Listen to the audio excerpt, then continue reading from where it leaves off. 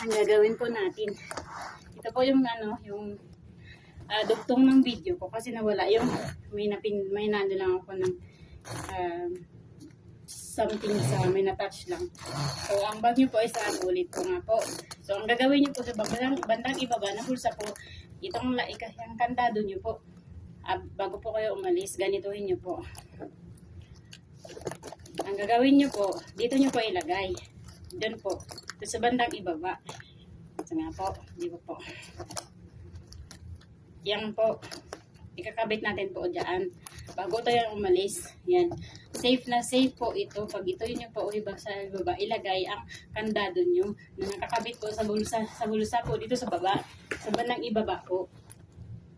Okay po, naintindihan nyo po. So, wag po kayo maglagay na dito sa taas po kasi hindi po yan safe kasi kaya nila paikutin po ng gano'n. Bubuksan po nila ang video.